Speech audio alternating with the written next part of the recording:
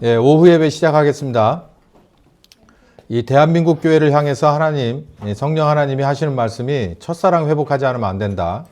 첫사랑을 잃어버린 이유는 우상숭배 때문인데, 우상숭배는 바로 내 육체, 내 몸을 하나님보다 더 낮게 여기고 소중하게 생각하고 믿고 따르고 북돋고 살려고 무지하게 애쓰는 거다. 이 말씀을 드렸습니다.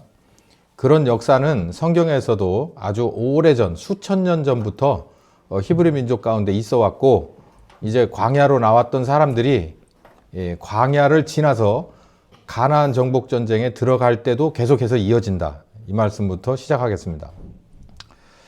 광야를 지나라는 이건 어디 그 CCM 제목이 아니라, 광야를 지나게 되면 이제 광야로 나오게 된 출애굽한 사람들의 세대가 다 없어진 걸 말해요.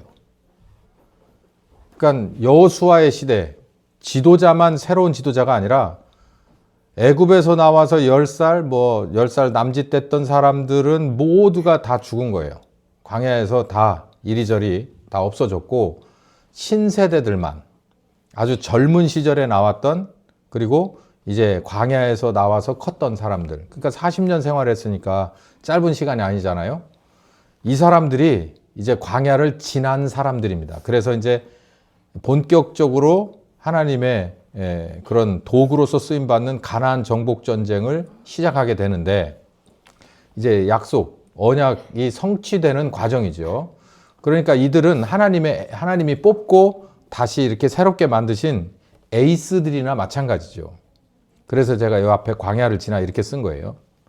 나름 에이스들이 하나님의 인도하심 받아 가나안 정복 전쟁을 가게 됐을 때 어떤 일이 벌어지냐면, 여호수아 7장 20절에서 21절까지는 여리고를 무너뜨리는 전쟁을 할 때 주의사항이 있었습니다. 뭐냐면, 너희들이 이 여리고를 정복할 때 이 안에서 금붙이 건드리지 마라. 그리고 한눈 팔지 말고 여기서 전쟁만 열심히 하고 얻어지는 노획물은 다 성막 앞에 갖다가 쌓아놔라. 이런 얘기를 했어요. 여리고성 자체가 이 히브리 민족이 뭔가를 완력을 써서 넘어뜨린 전쟁은 아니고, 하나님이 그 안에서 자중질환을 일으켜서 무너뜨린 전쟁인데, 그 뒤처리를 하는 과정에서 금붙이나 이런 재물이나 이런 거에 한눈 팔지 마라고 가르쳐 준 거예요. 그 주의사항을 주고 전쟁을 시작했는데, 여기서 탈이 났습니다. 그 중에 아간이 몇 가지를 이렇게 슈킹 한 거예요. 빼돌린 거죠. 여기 보니 몇 가지 물건이 있는데, 신할산의 아름다운 외투 한 벌, 은 200세겔, 그리고 50세겔 중에 금덩이, 그러니까 꽤 큰 금덩이를 말하는 거예요. 이 세 가지를 보고서 마음이 흔들려가지고 이거 세 개를 가져다 자기 텐트 밑에다가 깊숙하게 파고 묻었어요. 아무리 깊숙하게 은밀한 곳에 숨겨도 하나님은 다 아시니까 이거 하지 말란 짓을 했구나라는 걸 하나님이 다 아는 거예요.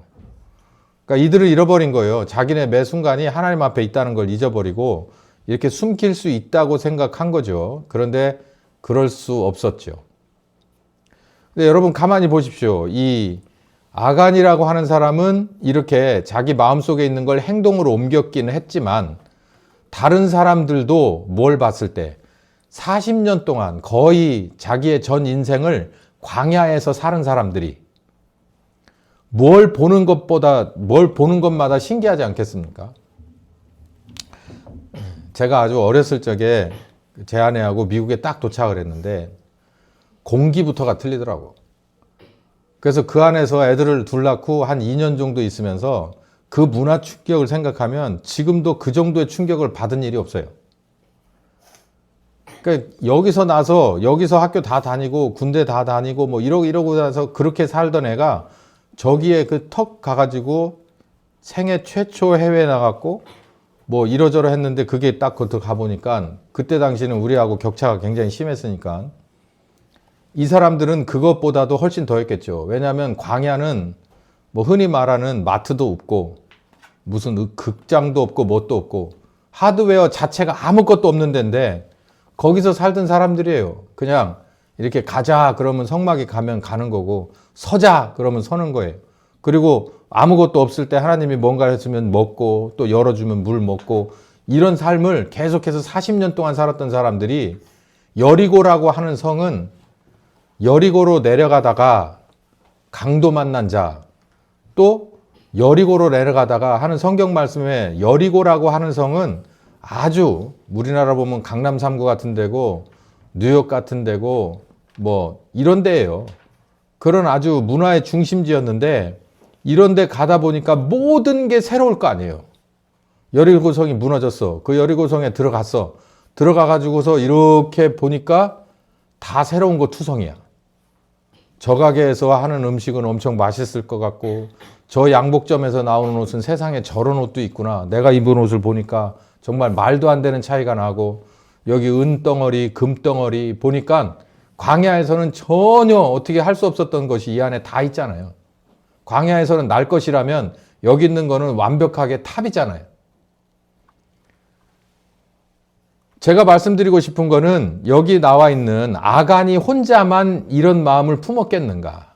아간은 이걸 행동으로 옮겼지만 이스라엘 전체, 그 여리고성에 들어간 그 군인들 전체는 아마 다 이런 마음이 있었을 거예요. 여기서 결국은 아간은 이걸 행동으로 옮긴 것일 뿐이지. 그래서 여호와 하나님이 니네 거기 들어갈 때 한눈 감고 들어가라는 거예요. 그러지 말라고. 그런데 결국 어떻게 됐어요? 이랬는데, 여기서 외투 한 벌이나 은금 덩어리는 자기의 영이나 마음을 부요하게 하거나 또 건강하게 하거나 잘하게 하는 거는 아니에요. 은을 가지고 우리의 영을 어떻게 성결하게 만들고, 금을 가지고 우리의 마음을 어떻게 부요하게 하겠습니까? 또 이런 것들을 가지고, 외투 한 벌을 가지고 우리의 몸을 뭘 어떻게 하겠어요? 사실 모든 것은요, 영이든 마음이든 몸이든 말씀이 우선이에요. 하나님의 말씀이 우선인데, 여기서 깡그리 까먹고 어디 방식을 받아들인 거예요? 여리고의 방식을 받아들인 거예요. 여리고의 방식. 광야의 방식은 뭐예요? 여호와 하나님의 불기둥이 우선이에요. 성막이 우선이에요. 그런데 여기는 그렇지가 않은 세상이잖아요. 그러니까 이거를 손으로 내뻗어서 받은 거예요. 뭘 위해서입니까? 이게 선악과죠. 그리고 육체를 위해서예요. 자기 육체. 근데 이게 육체, 아까 말씀드린 대로 이런 것들이 자기 육체에 도움이 되지 않아요. 금을 먹어서 아픈 사람이 낫지 않고 은을 먹어서 낫지 않아요. 신할산에 외투 한 벌을 입어가지고 그 사람의 키가 크지 않습니다. 여기서 바로 이게, 여러분 가만히 생각해 보세요. 여기서 첫 번째 문화 충격이라는 게 있어요. 히브리 민족에. 이 문화 충격은 계속해서 이어집니다. 어디로 가느냐면, 가나안에 정착을 하면서 이제 전쟁이 거의 끝났어요. 사사기 1장부터는 무슨 얘기냐면, 여호수아, 그 다음에 사사기잖아요.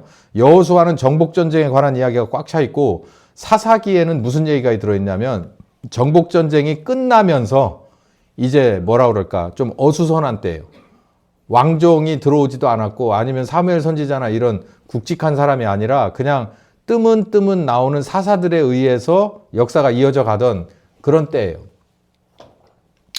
어떤 일이 벌어졌냐면, 가나안 정착을 하면서 한고을 이 마을을 이렇게 정복하면서 그 안에 있던 이방신들 봐요. 그들의 단을 헐고 언약을 세우지 말고 그 거민들하고 친하게 지내지 마라, 이렇게 얘기를 했지만, 그 목소리를 청종치 아니하고, 청종치 않았으면 뭐예요? 그들과 언약을 세우고 그들의 단을 그냥 놔둔 거예요. 이렇게 되는 거예요. 그냥 그 안을 정복했을 때 니네 방식으로 처음부터 다시 리셋을 해라, 이렇게 말한 거거든요. 인적 자원도 쫓아내거나 죽이거나, 그리고 거기서 믿던 신이나 이런 것도 같이 부셔버리거나 다 내던져버리거나, 그들이 뭐 하던 경제적인 방법 이런 거 다 없이 니네 광야에서 하던 대로 거기 들어가서 해라, 이거예요.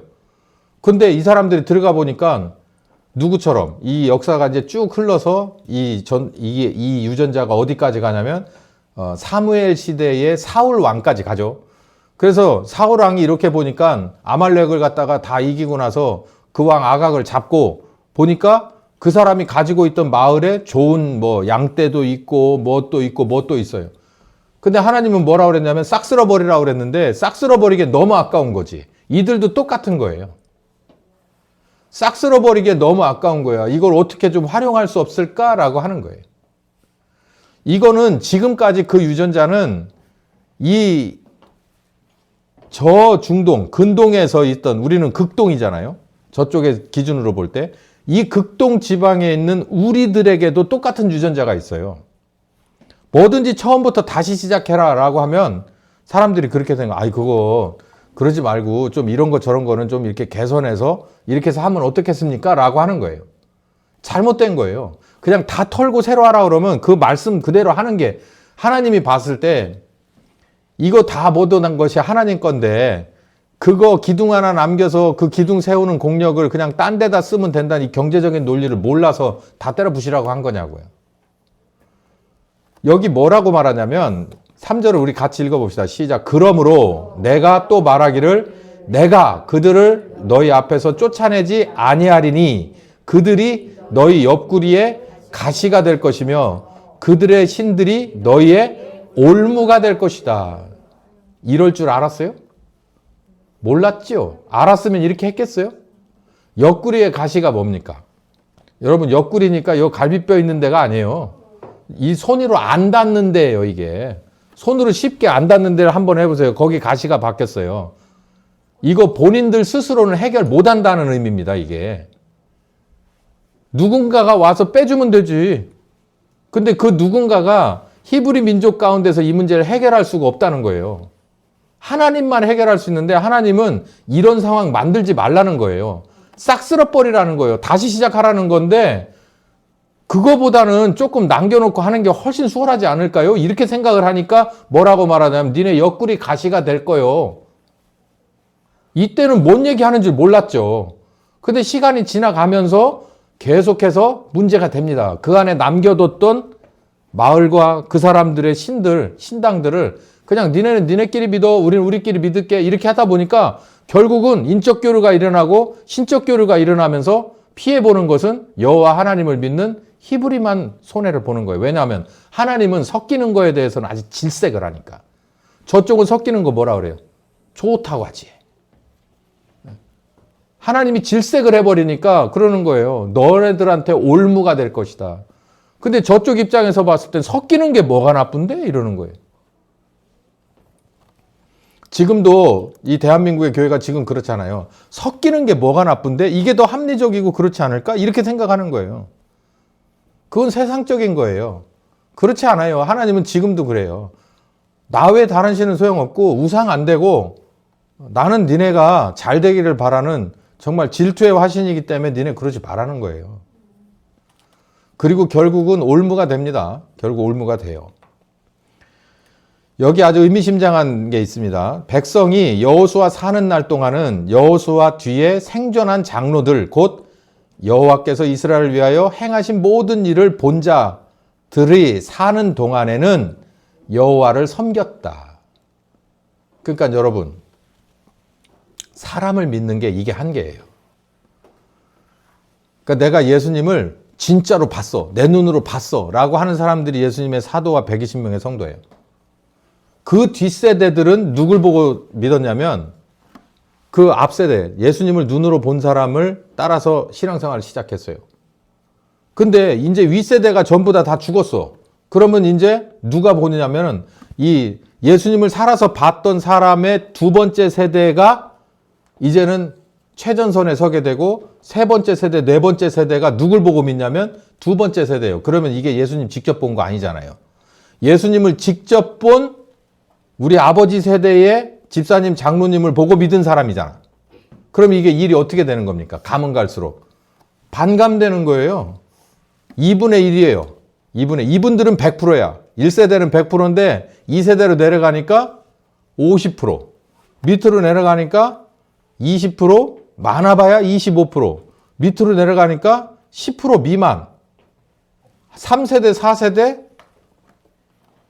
아시아 7교회 없어졌어. 이게 하나님이 원하시는 신약이 아니죠. 여기 예수님을 눈으로 본 사람도 100%, 두 번째 세대도 100%해야 하는 것은 내 앞에 있는 사람의 뒤통수를 보고 따라가는 게 아니고 이 맨 앞줄에 섰던 사람이 바라보고 따라갔던 성령님 바라보고 따라가야 되는 거예요.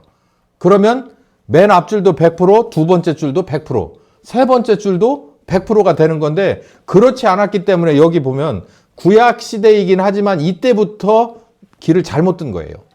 그래서 여호수아라고 하는 이름을 기억하고 있는 사람만이라도 살아있을 동안에는 뭐가 주어졌냐면 저들하고 타협하면 안 돼. 뭐 이런 하나님의 확고함이 그나마래도 유지가 됐지만 이 사람들이 끝나고 나서는 이제 뭐 유야무야 돼버렸다는 거예요. 그 세대 사람들도 다 여호와께 돌아갔고 그 후에 일어난 다른 세대는 여호와를 알지 못했대. 야, 이게 뭐냐 도대체. 알지도 못하고 여호와께서 이스라엘을 위하여 행하신 것도 기억할 수가 없다는 거예요.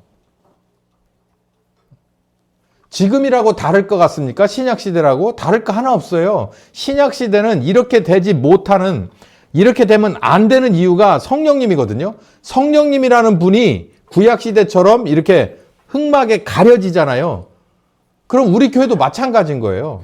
제가 여기서 개척을 했고 지만큼 왔고 이제 어느 정도 시점이 되면 은퇴를 할 거 사라질 거 아닙니까? 그러면은 야, 이 교회가 말이야 김진 목사님 시절에 이렇게 하고 이렇게 내려가다가 얘도 늙어가지고 이제 은퇴를 하잖아요. 그러면 이제 제 3세대부터는 어떻게 되냐면 서울에 많잖아요. 그런 교회. 100년이 됐네 뭐 하는 교회들 많지 않습니까? 거기 담임 목사가 처음에 시작할 때는 정말 대단한 사람들이었겠죠. 그런데 계속해서 내려가면서 반감되고 지금은 저렇게 공산주의가 우상숭배다라는 말도 제대로 못해서 매번 그렇게 비판을 들어야 되는 그런 교회가 된 거죠. 그들이 여호와를 버리고 바알과 아스다롯을 섬겨. 이거 이제 여기까지 나가네. 아니 이방 신당을 다 쫓아내지 않고서라도 이들은 그 안에서 여호와 하나님을 섬기는 그런 계명을 준수하고 하는 제사를 드리고 하는 일을 꿋꿋하게 잘하다가 한 두 세대 정도, 세 세대 정도 지나니까 이제는 이름도 여호와의 여자도 기억하지 못하는 이런 사람들이 나와서 결국은 여호와를 버려버리고 바알과 아스다롯을 섬겨.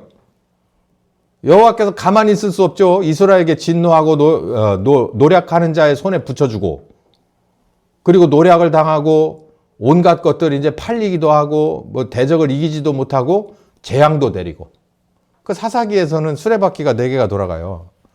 이들이 여호와께 범죄해서 여호와께서 대적을 붙여주고 그래서 울고불고 회개하고 그리고 삼손 같은 그런 사사를 보내서 다시 회복시키고 또 범죄하고 또 울고불고 뭐 다시 뭐 타락하고 그리고 팔려가고 또 울고불고 사사 나오고 그 사사기는 계속 그게 반복이에요. 이래요 이게.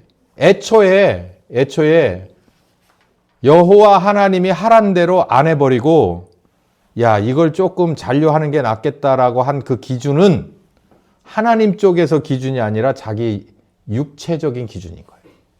이런 걸 다시 만들려면 돈이 얼마나 들고 시간이 얼마나 드는데 그냥 이거 이렇게 해서 좀 놔두고 저 사람들 성전으로 쓰던 거 우리가 창고로 쓰면 되잖아. 이런 식으로 생각을 하는 거예요. 이런 식으로. 저 사람들 여기서 그냥 우리 노무자로 쓰자. 노무자로. 세계화 시대 아니냐. 노무자로 쓰자. 근데 그 노무자들이 들어와가지고 정말 신기하게도 종교가 바뀌지를 않아. 우리는 바뀌어. 우리는 참 잘 바뀌어. 근데 그 사람들은 어떤 신분으로 들어와도 자기 종교를 절대 바꾸지 않아요. 바꾸는 사람 봤어요? 그 사람이 그런 사람들이 하나 바꾸면 우리는 한 100명 바꿀 거예요. 그런 커플이 있다고 쳐봐요. 뭐 노동자로 왔든 뭔가 고급직으로 왔든 와가지고 이슬람권이나 다른 권에서 왔어요. 근데 좋아져서 어떤 여자가 결혼했어. 그러면 거의 100이면 100. 이 교회 다니던 여자 쪽으로 오지 않아요. 이거 진짜 이 영적인 전쟁에서 지는 거예요. 그러면서 너무 그렇게 과격하게 극단적으로 말하지 말고 뭐 어쩌고 저쩌고 얘기해요. 그럼 다 쓸데없는 미사오구고요. 영적으로 끝난 거예요. 게임이 끝난 거예요.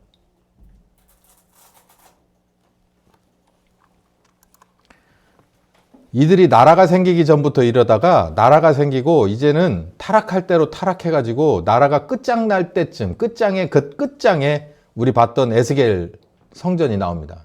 에스겔이 본 성전은 실제로 있었던 성전을 본 게 아니라 하도 기가 막히고 코가 막히니까 내 이놈의 이스라엘을 완전히 싹 깡그리 망해버리게 다 털어버릴 작정인데 에스겔을 데려다가 내가 이 이스라엘을 싹 망하게 해야 될 이유가 뭔 줄 아냐? 그래서 몇 가지를 설명하는 것 중에 하나가 에스겔이 본 환상이에요.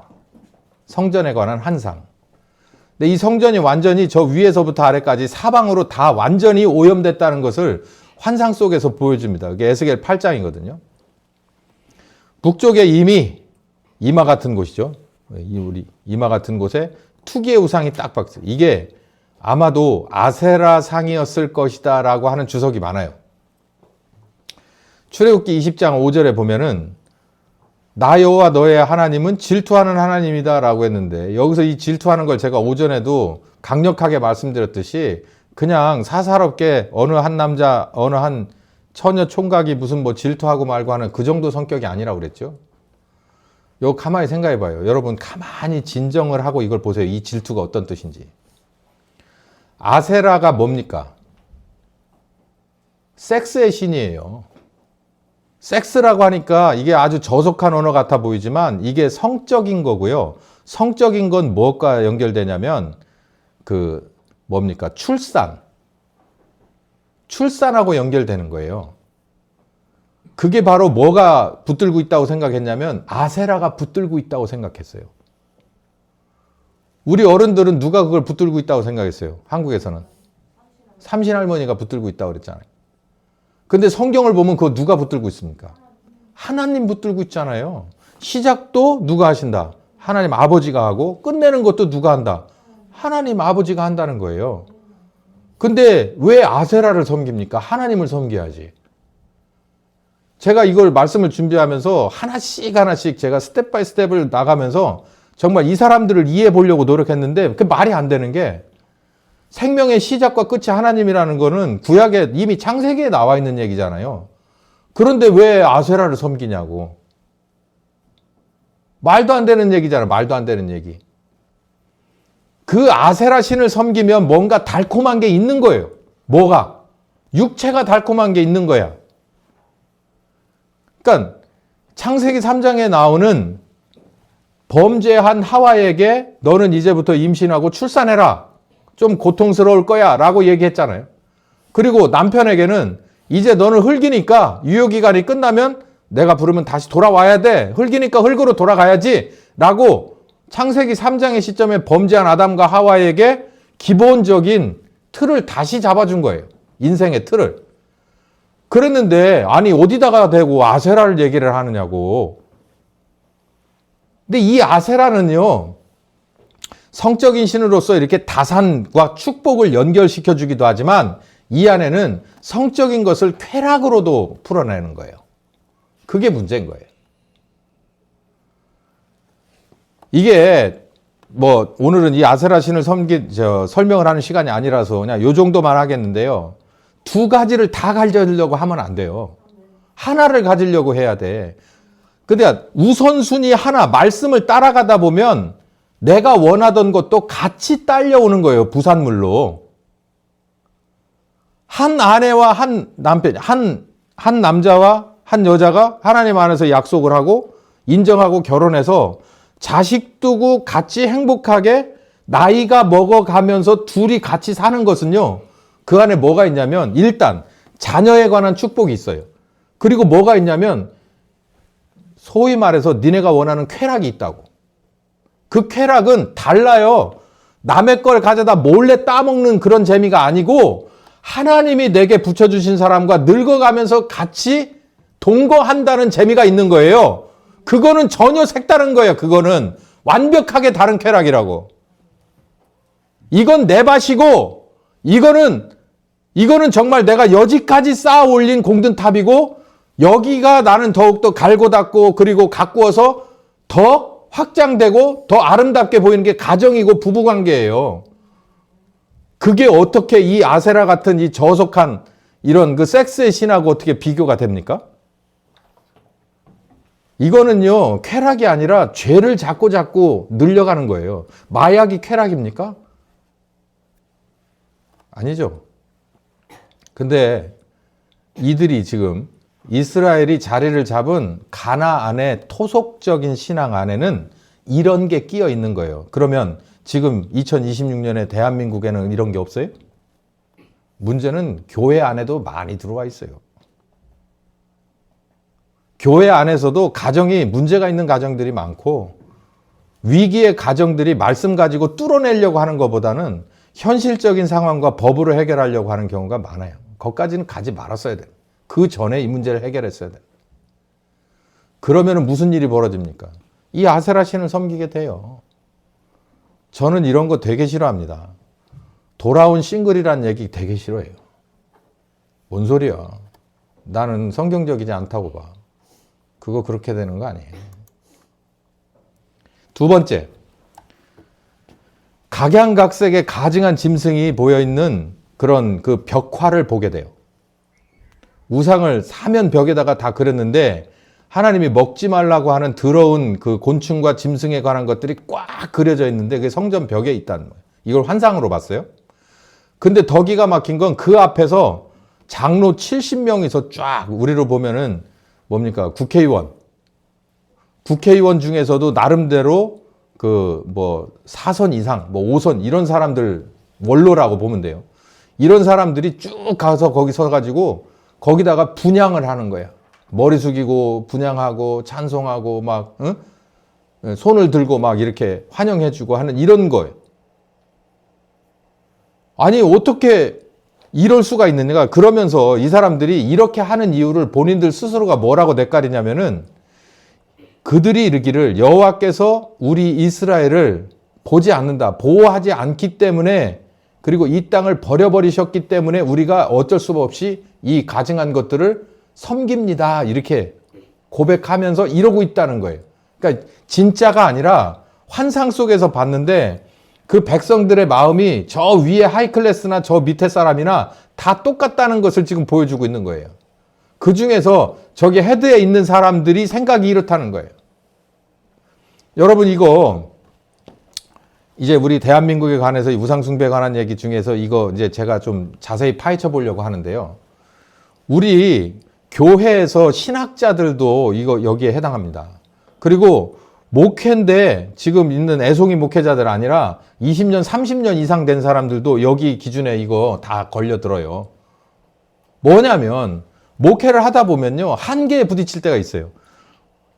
근데 저도 분명히 압니다. 왜냐하면 사람 목회자가 이 사람 양들을, 이 목양의 대상자들을 끌어가는데 한계를 느껴요. 한계를 못 느낀다면 교만이고 한계를 느끼게 그게 정상이에요. 그러면 거기서 정신을 차리고 어떻게 해야 되냐면 내가 인간적인 한계는 사실상 내가 모든 걸 지고 가는 게 아니라 누가 지고 가야 된다는 거예요. 성령님께서 가야 되는, 성령님이 주인이고 내가 밑에서 따라가는 사람이기 때문에 내 짐은 쉽고 가볍다는 말씀으로 빨리 돌아가서 회개해야 되거든요. 근데 그렇지 않다 보니까 이제 다른 것을 끌어들이기 시작을 하는 거예요. 아, 내가 이렇게 앞에서 찬송 리더 하는데 이러는데도 개척교회 시절에는 됐는데 이 정도로 이렇게 되고 막 여기서 음악한 사람도 있고 하니까 여러분 가만히 봐요. 큰 교회 가보면 저기 뭐 성가대 찬양대 거기요 웬만한 음대 나오지 않은 사람은 들어가지도 못합니다. 왜 그래? 법으로 그렇게 돼 있어? 성경에 돼 있나? 그것뿐인가요? 설교도요 목사가 저처럼 이렇게 구어체 설교 못해요. 웬만한 배짱 가지고 가서 구어체 설교 못해. 그러니까 제가 어디 교회에 초청을 못 받는 이유가 저는 이게 뭐예요? 설교 이걸 보고서 설교하지 않거든요. 구어체 설교를 하거든. 그 구어체 설교 요즘 웬만큼 틀 잡힌 교회에서는 인정 안 해요. 그럼 뭘 인정하냐? 그러니까 설교학을 공부를 해야 된다는 거예요. 그래서 그 틀에 맞는 설교를 해야 되는데 그 한정된 분량 안에서 요즘 15분 설교하는 데가 많습니다. 20분도 길다고 얘기해요. 1시간 안에 딱 끝나야 되거든. 그러니까 온갖 것들 막 교동문부터 시작해서 쭉 있잖아요. 그러고 나니까는 이 목사 설교가 15분이면 딱 좋겠어. 근데 15분 가지고 뭐를 해? 나는 안 될 것 같은데 어쨌든 그렇게 하는 사람 그러려니까 글을 써가지고서 15분에 맞는 분량을 써서 연습하고 또 해서 함축해서 그냥 발제하고 마는 거예요. 온갖 곤충들, 가증한 짐승, 이스라엘 족속의 모든 우상을 총동원하는 거예요. 왜? 누굴 제외하고서 하려니까. 여호와 하나님을 제외하고 이들을 이끌어 가야 되니까 여호와 하나님을 빼고 어떻게 이걸 이끌어 갈 수가 있어요. 성령님을 빼고 어떻게 교인들을 끌어갈 수가 있어요. 목사가 어떤 달란트가 있어서, 어떤 무기가 있어서, 어떤 방패가 있어서, 어떤 용 빼는 재주가 있어서 그걸 하겠냐고. 그러니까는 온갖 것들을 다 공부해야 되는 거예요. 설교도 공부해야 되고, 뭣도 공부해야 되고, 안 되면 그런 부사역자들을 꽉 갖다 채워 넣어야 되고, 그리고 막 이런 것도 막 거의 방송국 수준으로 다 만들어내야 되고, 그것도 교인들이 있어서 재정이 받쳐지고 인적 자원이 있고 그 정도 능력이 돼야 되는 거고, 그렇지 않은 사람들은 그렇게 돼야만 교회가 큰다고 생각하는 거예요. 우리라고 별 차이 없다는 걸 말씀드리려고 하는 겁니다. 자, 이제 예수님 시대로 한번 넘어가 볼게요. 여러분 아시다시피 예수님 시대의 성전은 마태복음 21장에 이제 마지막 주간에 입성을 하시면서 예수님이 그 적나라함을 들어 엎어버립니다. 12절부터 13절에 보니까 성전 안이 완전히 뭐가 됐냐면 시장바닥이 됐어요. 오늘 이것도 우리 오전 시간에는 우리 생명은 하나님 손에 달렸습니다 라고 하는 걸 알고 가면 오전 시대, 오전 설교가 다 되고, 오후 설교에서 여러분 알고 가야 될 것은 성전은 기도하는 집이라는 거예요. 그걸 알고 가면은 그래도 낙제는 면하는 겁니다. 예수님이 들어가 보니까 만민이 기도하는 집이 바로 성전인데 이 안에가 매매하는 집이 돼버렸어요. 그냥 시장바닥이 된 거예요. 시장바닥이. 그래서 이거를 어떻게 보느냐면 교회 안에서 바자회 그런 거를 하는 걸 매매하는 거라고 보는 분들도 있어요. 저는 그렇게 보지는 않습니다. 그거보다 더 원초적인 게 있어요. 여기 가만히 봅시다. 성전 안에서 매매하는 모든 자들을 다 일단 내쫓아. 어떤 사람? 첫 번째, 환전상. 돈 바꿔주는 사람. 그리고 비둘기, 재물이 있죠. 재물 중에서도 비둘기는요, 가장 밑에 단계예요. 그러니까 제일 가난한 사람들이 사가는 것이 비둘기 하나를 사가는 거예요. 그리고 돈 있는 사람들은 좀 큰 짐승들을 사가지고 가요. 재물들을 가져가는데 비둘기를 파는 자들이 어디에? 성전 안에 들어가 있는 거예요. 두 찔의 사람들이 있겠지. 진짜 돈이 없어서 가난한 사람이 그냥 여기서 있는 과부의 두렙돈 꺼내가지고 하나는 환전하고 하나는 비둘기를 살 수도 있겠죠. 그런데 어떤 사람도 있냐면 그냥 돈은 있는데 그냥 딸래딸래 가다가 쭉 뚜루 해가지고서 성전 끄트머리 가서 비둘기 하나 특 사갖고 들어가기도 하겠죠. 어떤 사람이든 상관없어. 이런 사람들이든 저런 사람들이든 돈만 들고 오면은 자기가 다 바꿔줘. 어디 들어갈 수 있게. 성전에 들어갈 수 있게 바꿔줘. 성전에서 쓸 수 있는 돈으로 바꿔주고 성전에서 갖다가 드려야 하는 재물로 바꿔줘. 이게 뭡니까, 여러분? 성전은 사실은 누구를 위한 곳이에요? 하나님과, 여호와 하나님과 그 성전에 들어오는 사람들을 위한 곳입니다. 근데 여기 보면 누가 배를 부르고 있어요?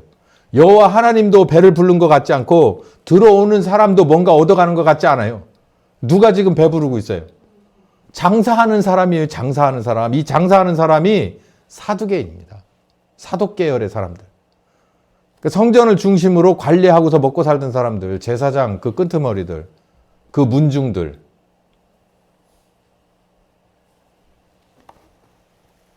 이게 예수님은 딱 보니까 그 판이 보이는 거예요. 왜냐하면 예수님은 하나님이시잖아요. 야, 여기서 돈 바꾸는 니들하고 비둘기 파는 니들만 돈 벌고 있고요.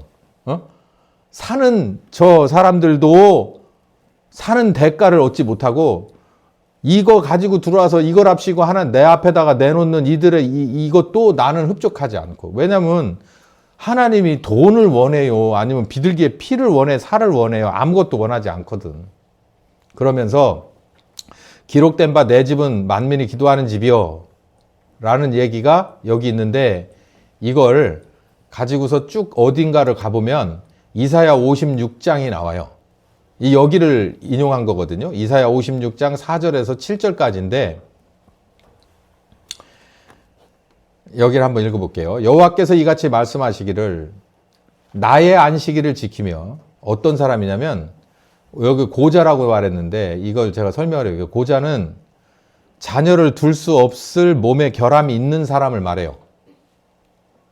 이건 뭐냐면 이 당시에는 뭐 지금도 그렇게 생각하는 사람들이 있지만 이 당시에는 자기의 후사가 없으면 누구처럼 아브라함처럼 후사가 없는 걸 굉장히 근심스러워했잖아요. 그래가지고 마지막에는 엘리에셀이 뭐 다 물려주고 갈게요. 뭐 나 어쨌든 포기했거든요. 이러니까는 엘리에셀이 아니라 진짜 너한테서 자식이 날 거야. 또 더 가가지고서는 이제는 이삭 뭐 여기까지 딱 찍히거든요. 여기서 그런 후사가 없어서 자기 명의로 된 모든 것은 이제 자기 대에서 끝난다. 유형이든 무형이든 그러니까 이제 미래가 희망이 없다라고 생각하는 사람들을 말하는 거예요. 그러니까 절망적인 사람을 그냥 이렇게 표현한 겁니다.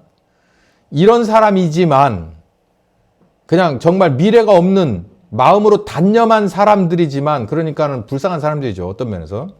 단념한 사람들이지만 그 사람들이 나의 안식일을 지키며 나를 기뻐하는 일을 선택하며 내 언약을 굳게 잡는다면 이걸 좀 이렇게 설명을 해드려야 할까요? 나 이미 죽을 날 받아놨어. 그러면 두 찔의 사람이 있습니다. 하나는 내가 우리 주님 부르실 날이 얼마 안 남았어. 6개월밖에 안 남았어. 그러니까 정리할 것도 빨리 확실하게 정리하고 내가 만나는 사람마다 다 인사하고 그리고 감사하고 내가 돈을 빌린 거 있으면 갚고 뭐 이런 거 이렇게 다 해결할 거 해결하고 어쨌든 하루하루를 충실하게 살다가 내가 마지막 그렇게 갈 거야. 이렇게 생각하는 사람이 있어요. 그렇지 않으면 어떻게 생각하냐면 막 갈 거야. 어차피 끝났는데. 그럼 막 갈 거야. 하지 말라는 거 다 할 거야. 그래서 여기 있는 사람들은 전자의 사람들이에요. 나는 그냥 희망이 없지만 그럼에도 불구하고 그 희망을 어디에다 품는 사람이냐면 여호와 하나님 앞에 품는 거예요. 그러니까 안식일도 지키고 그리고 아니 나는 후사가 없어서 여기서는 더 이상 뭐 아무것도 없지만 하나님 앞에 갈 것에 대해서 고민하는 사람들 이거 진짜 마음이 확실한 사람들 아니에요? 이런 사람들을 말하는 거예요. 자, 내가 내 집에서 내 성 안에서 자녀보다 나은 기념품과 이름을 주며 영영한 이름을 주어 끊치지 않게 할 것이다. 그러니까 여기서는 네가 끝이지만 내게 온다면 절대로 끊어지지 않을 것이다. 이 얘기로 지금 하는 거고 나 여호와에게 연합하여 섬기며 나 여호와의 이름을 사랑하며 나의 종이 되며 안식일을 지켜 안식일 되게 중요하네요. 더럽히지 아니하며 나의 언약을 굳게 지키는 이방인. 여기는 고자들 그리고 두 번째는 이방인이 나오네. 여러분 이방인은 애초에 여호와 하나님하고는 아무런 관계가 없는 사람이에요. 아무런 하나님 앞에 와서 아무런 저기가 없는 사람들인데 여기에 예외를 만들어 놓고 지금 얘기를 하는 거예요. 이사야가 이 얘기를 해. 여호와에게 연합하여 섬기며 이방인인데도 여호와를 즐거워하고 섬기며 여호와의 이름을 사랑하며 나의 종이 되며 안식일을 지켜 더럽지 아니하며 나의 언약을 굳게 지키는 이방인은 그러니까 뭐 쉽게 말해서 선택받은 자, 선민 대우를 해줄 것이다. 뭐 이런 얘기가 이제 뒤에 나오겠죠. 여기는 안 읽어봤지만. 자, 이 얘기를 좀 제가 요걸 짚고 넘어갈게요. 여기 보면 6절에 나오는 이 모든 내용들이 이방인에게 있어서 현실입니다.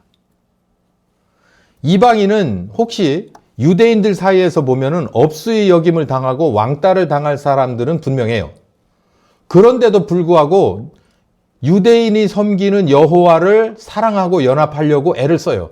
그러면 그냥 이방인들 사이에서는 쟤들 왜 저래? 이렇게 하고 끝나겠지만 유대인들 사이에 뭐 할러? 여호와를 내가 즐거워하고 연합하려고 하고 나도 안식일을 지키려고 한다면 유대인들이 뭐라고 하겠어요? 뭐야? 쟤 왜 저래? 이럴 거 아니에요.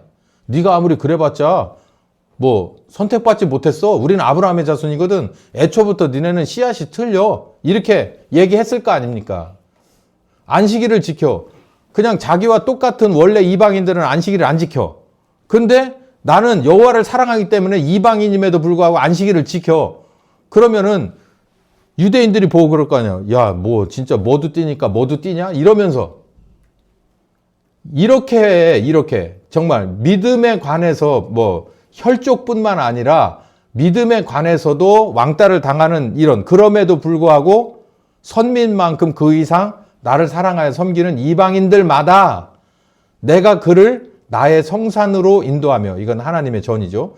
기도하는 내 집에서 그들을 기쁘게 할 것이며 그들의 번제와 희생은 나의 단에서 기꺼이 받게 되리니 이는 내 집은 만민의 기도하는 집이다. 이제 이해가 되십니까? 이게 무슨 하나님의 전에서 일어나는 일이 어떤 일인지 이해가 되세요? 정리를 해볼게요. 예수님이 오셔서 나는 잃어버린 자를 위해서 왔다, 찾으러 왔다라고 했을 때 그 잃어버린 자가 어떤 사람들이었냐면 대부분의 정상적인 유대인의 혈통이거나 혈통임에도 불구하고 이렇게 손가락질 받을 만한 직종, 여자인데 몸을 파는 여자라든가 세리라든가 뭐 이런 병든 자라든가 이런 사람들이 아닌 그냥 평범한 정도 수준의 사람들을 그 사람들 때문에 내가 온 게 아니라 니네들이 왕따시키는 저 사람들을 위해서 왔다는 거예요. 근데 잃어버린 자를 찾으러 왔다. 이 예수님이거든요.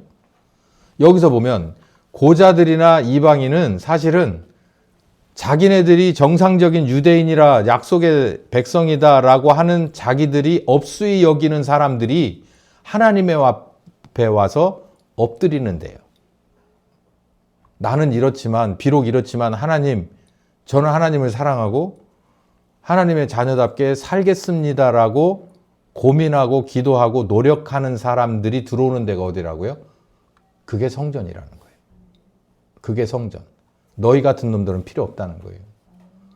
돈이나 찔끔 바꿔가지고 헌금봉장에다 집어 던지고 그리고 그냥 비둘기라도 가져다가 특 갖다 던져주고 하는 니네는 아무 의미 없고 그거 가지고 장사해 처먹는 니네는 진짜 완전 저주를 받을 놈이다. 여러분 가만히 생각해 보세요. 지금 날의 교회가 성전 차원은 아니더라도 뭐 물론 이 다음번 테마가 성전은 우리들의 속이거든요. 교회는 이게 아니잖아요. 교회는 구원받은 한 사람 한 사람이 교회예요. 그건 성령께서 그 안에 계시기 때문에 그래요. 국회의원 한 사람 한 사람이 헌법기관이라고 자기들 스스로 자뻑을 하잖아요. 우리도 똑같아요. 우리 하나하나가 성전이에요. 왜? 성령께서 우리 가운데 계시니까요. 근데 여기 지금 우리는 이 교회 안에서, 그러니까 나라고 하는 사람 하나가 진정 성령, 거듭나 회개하고 복음을 믿어 거듭나서 성령님을 모신 거룩한 성전, 그리고 이들이 모인 이 교회 안에서 진짜 이 안에서 어떤 마음을 가지고 이 교회를 이끌어가고 따라가고 있는가라는 거죠. 혹시 여기처럼 어떤 부류는 이 교회를 운영하는 묘미 때문에 운영하는 데 있어서의 뭔가 달콤함이 있어서 교회를 사역하거나 나오거나 하는 건 아닌지. 어떤 사람들은 여기 나오는 사람처럼 그냥 돈 바꾸고 그냥 현찰 가지고 와서 그 자리에서 돈 바로 편리하게 바꾸고 편리하게 최소한의 것만 재물 사서 그냥 면피 왔다 갔다는 것만 하려고 하는, 진짜 주인이신 이 성전의 주인이신 하나님이 와가지고 하시는 말씀이 뭐예요? 차라리 성전 문을 닫아버리고 이 재물들은 다 치워버리고 내 집은 이런 하나님 앞에 온전한, 하나님이 생각하는 의로운 고자들, 그리고 하나님이 봤을 때 진정한, 너희들은 이방인이라 하더라도 나는 선민이라 생각하는 바로 이런 사람들이 들어와 있기를 바라는 거 아니냐. 네, 시간이 다 돼서 오늘 여기까지만 할 건데요. 정리를 해보면 에베소 교회는 첫사랑을 잃어버렸어요. 왜 그러냐면 처음 사랑할 때는 그 어떤 것도 하나님과 나 사이에 그 장애물이 끼질 않았어요. 그 어떤 것도, 돈도 끼질 않았고 그 내 육체라든가 이런 모든 거 다 끼질 않았어요. 그냥 그게 최고였었어요. 그런데 가면 갈수록 뭐가 그 사이를 삐짓고 들어와서 내게 있어서 마음을 삭갈리게 하느냐면은 오늘 말씀의 흐름에 봤을 때 우상인데 우상 중에서도 뭐냐면 돈의 우상보다도 가장 원초적인 그 상류에 있는 것은 내 몸입니다. 왜? 죽음의 공포 때문에. 이 죽음의 공포 아래서 이 문제에서 해방되지 않는 이상 우리는 이 우상 숭배를 끊을 수가 없어요. 이건 역사와 전통이 있는 거였다는 것을 우리는 창세기 3장부터 지금까지 쭉 봤고, 그리고 이제 마지막으로 어디를 봤느냐면 예수님 시대의 성전이 바로 그렇게 자기 육체를 섬기는 사람들의 허례허식이나 아니면 그냥 스쳐 지나가는 그냥 형식적인 그런 상황까지 바뀌어진 것을 예수님이 바로잡으려고 하셨고, 그리고 새로운 성전을 만들기 위해서 십자가를 지시는 데까지 봤어요. 다음 시간에는 이제 그렇게 해서 만들어진 진짜 하나님의 전인 교회, 초대 교회에 관해서 얘기를 할 거예요. 여기서부터는 이제 성경의 근거도 있지만 우리 현실 가운데서 있었던 얘기가 쭉 나오고, 혹시 다음 주 2부 시간 정도에는 이제 우리나라의 교회에서의 우상 숭배에 관한 얘기를 들어갈 수 있을지 모르겠어요. 그때쯤 들어가면 적나라하게 왜 우리가 여기까지 왔는지, 왜 공산주의는 우상 숭배다라고 하는 말을 강단에서나 교인들에게 이렇게 밖에서 거의 강제적으로 요구하지 않으면 안 되는 그런 정말 아메바 수준의 교회와 성도와 목사가 됐는지를 알게 될 겁니다. 제가 이런 설교를 계속 하는 이유는 이걸 거예요. 이걸 제가 만들어서 하는 건 아니기 때문에 저도 이 말씀의 흐름을 보고서 성령님의 목적과 의도를 파악하는데 이런 걸 거예요. 우리가 지금 정말 당신 목사의 당신의 설교 가운데서 공산주의는 우상숭배다라고 하는 이 문장이 나오질 않습니다라고 하는 것 가지고서 절대 그런 위협 가지고 바뀔 수 없는 거예요. 교인들에게도 이런 것까지 알려줘야 됩니까? 사회주의 공산주의가 되면 교회나 신앙이 무효가 되는데 그걸 당신들 어떻게 감당 가능하겠습니까? 라고 아무리 강하게 어필을 해줘도 교인들로서는 그거 어떻게 결정을 못해요. 왜냐면요, 망가질 대로 망가졌어요. 영감도 망가지고 육체 오감도 망가졌어요. 뭐 때문에? 뭐만 생각하다 보니까, 육체만 생각하다 보니까 망가졌어요. 그러니까 아무리 밖에서 압력을 가해도 몰라요. 그러니까 제가 설명하잖아요. 아메바가 됐다고. 아메바. 이건 다시 감각기관을 살려야 돼요. 이 말씀을 따라서 이렇게 가면서 저는 우리가 이게 감겨졌던 눈이, 없어져 버렸던 눈이 그 눈두덩이 생기고, 이 없어져 버렸던 이 손이 또 그 자리가 이렇게 뭔가 자리를 다시 잡아야 돼요. 그래서 성령님의 이 새 창조가 이루어져서 눈도 떠져야 되고 손도 이렇게 나와서 이제 움직여져야 되고 발도 그래야 됩니다. 그러지 않으면 이 상황에서 이걸 뚫고 나갈 방법이 없어요. 그냥 누군가가 와서 감각기관이 아무것도 없는 세포덩어리니까요. 그냥 이쪽으로 쓸어버리면 이쪽으로 갈 거고 저쪽으로 쓸어버리면 저쪽으로 갈 거기 때문에 그래요. 그래서 이 복잡하고 그리고 어떻게 보면 따분한 이 성경 얘기를 계속하고, 지금 우리들이 살고 있는 시대를 성경에 근거해서 가만히 비춰볼 때 그리고 하자고 하는 거예요. 이겁니다. 해법은 이겁니다. 라고 얘기하는 건 저도 쉽지만 그게 여러분에게는 아무런 약이 안 되는 거예요. 이 과정을 다시 한번 다 돌아볼 때, 우리가 정말 성령님하고 내 마음을 열어놓고 돌아볼 때 이 안에서 내 속에서 뭔가 없었던 것이 새로 살아나고, 그리고 완전히 멈췄던 것이 다시 움직이기 시작하는 역사가 일어나야 돼요. 그러려면 여러분이 이 동영상을 그래서 올려놓는 겁니다. 올려놓으니까 그냥 이게 그냥 버리셔도 상관없지만 잘 들어보시고 여기에 나오는 성경 말씀들을, 저는 이 성경 말씀 인용하고 이렇게 색칠하고 하는데 설교의 3분의 2가 지나요. 머릿속에서 오는 소스는 그냥 여기다 이렇게 그냥 노트 필기식으로 제가 하면 15분도 안 걸릴 거예요. 근데 이걸 이렇게 만드느라고 이렇게 오래 하거든요. 그 이유가 있어요, 이게. 여러분들 이 구절을 가만히 따라다니면, 여러분의 성경에서 보시거나 여러분의 이 노트북이나 이런 데서 보시면서 이거를 자꾸 따라서 성령님하고 같이 이 말씀의 여정을 따라 붙지 않으면 이 설교는 아무런 의미가 없어요. 그냥 따분할 뿐이야.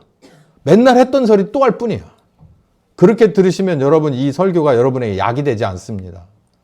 성령님하고 이 말씀을 따라가면서 시공간을 초월해서 이 안으로 들어가 보셔야 되고 성령님이 보여주시는 것을 따라서 그 다음 구절로 넘어가고 그 다음 구절로 넘어갈 때 아, 이 목사가 이런 마음을 가지고 이 설교를 준비했구나라는 것을 따라 붙을 때 거기가 시작이에요.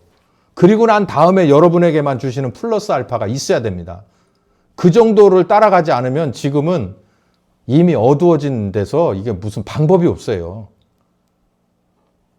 힘쓰고 애써야 되는 거예요. 지금까지 시간 낭비를 오래 했으니까 이제는 정말 이게 다 접어두고 여기에 아주 그냥 몰입을 하지 않으면 안 되는 거예요.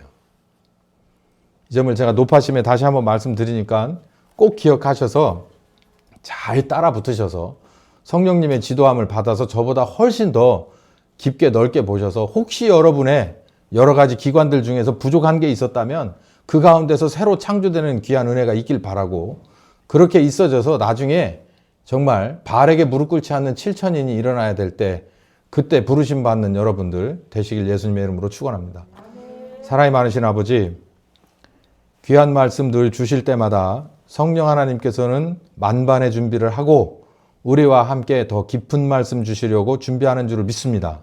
그 성령님과 함께 시간도 내고 그리고 마음도 들여서 잘 따라 붙을 수 있는 우등생들이 다 되게 하여 주시옵소서. 예수님의 이름으로 기도했습니다. 아멘.